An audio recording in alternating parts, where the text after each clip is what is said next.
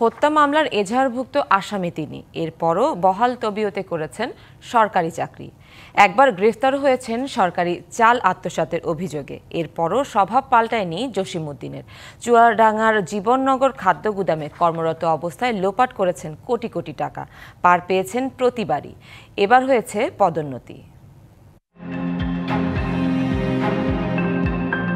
ধানই বিক্রি দিইনি, কিন্তু এই ধানটা কিরা দিলে? আমার ধানটা আছে খুদ, আমি চাষি। কত মনে থাকবে পরিবারকে প্রয়োজন নির্যাতন এখনো পর্যন্ত নির্যাতন চালাই যাচ্ছে। এলএসডি খাদ্য গুদাম ঘিরে দুর্নীতির এমন গুরুতর অভিযোগ চুয়াডাঙ্গার জীবননগর উপজেলায়। অভিযোগ আছে, সরকারি নিয়ম নীতির তোয়াক্কা না করে ইচ্ছে মতো ধান চাল কিনে কোটি টাকা হাতিয়ে নিয়েছেন গুদামটির সাবেক ভারপ্রাপ্ত কর্মকর্তা জসিমউদ্দিন। গেল বড় মৌসুমে উপজেলার তালিকাভুক্ত ১৭১ কৃষকের কাছ থেকে ৫০৭ মেট্রিক টন ধান সংগ্রহ করার কথা থাকলেও বাস্তবতা ভিন্ন।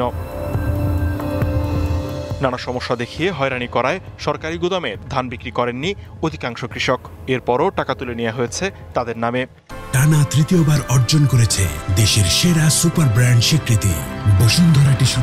সরকারি ইয়েতে গোডাউনে আমরা ধান কিনছি, ধান দিতে হবে, এমন কোনো লোক আমার কাছে আসেনি। ফুড গোডাউনের যে তালিকা রয়েছে ওই তালিকায় তো আমার নাম রয়েছে। কোনো ধানই বিক্রি দিইনি, তাহলে আমার ধানটা কিটা দিলে আপনারা যাচাই করে আমার জানান। আমার যে নিজের ধান, আমি আমার টিলার দিয়ে ফ্যান দিয়ে উড়াইছি, ফ্যান দিয়ে উড়িয়ে আমি সেরকম ধান ফ্রেশ করে আমি ধান নিয়ে গেছি। আমার ধানটা আছে খুদ, আমি চাষি।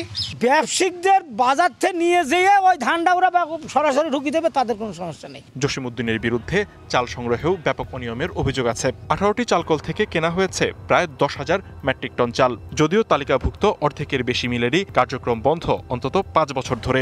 চক্রের মাধ্যমে খাওয়ার অযোগ্য চাল কিনে লোপাট করা হয়েছে কোটি টাকার বেশি।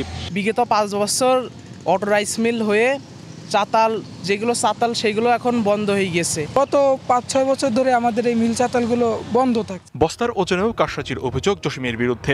ডিবিসি নিউজ অনুসন্ধানে নামলে অনিয়ম ধামাচাপা দিতে উঠে পড়ে লাগেন তিনি।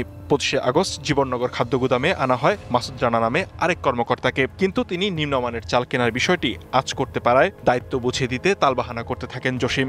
এরপর মাসুদকে মেহেরপুরে বদলি করা হয়।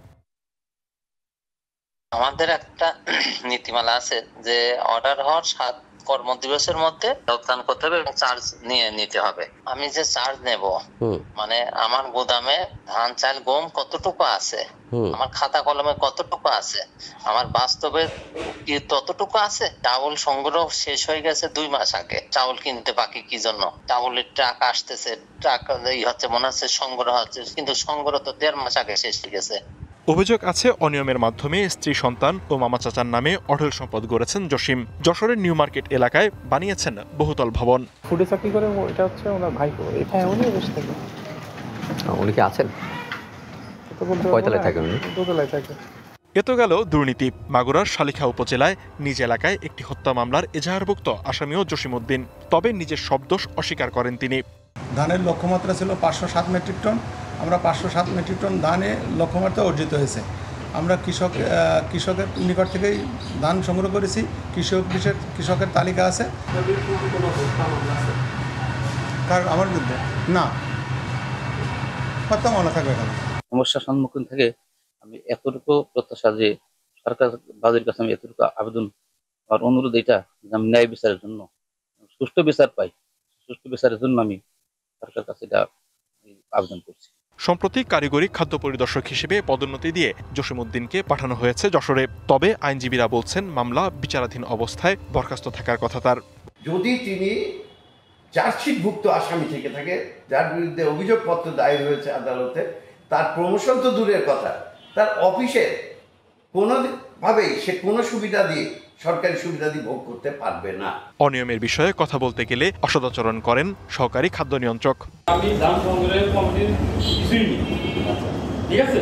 এখানে তো আমি হলো জেলা কমিটির সদস্য সচিব, ওখান থেকে সংগ্রহ করবো, ওখান থেকে আমি রেজিস্ট্রেশন দেবো, ওরা কেনাকাটা করে থাকে, সেটা তাদের ব্যাপার, আমি সেটা বলবো। জেলা প্রশাসক বলছেন, কোনো ধরনের অনিয়মের প্রমাণ পাওয়া গেলে কঠোর ব্যবস্থা নেওয়া হবে।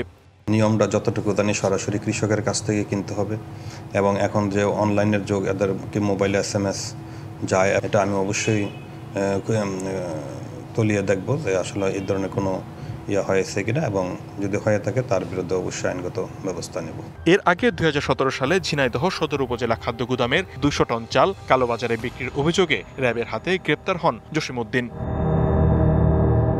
DBC news desk.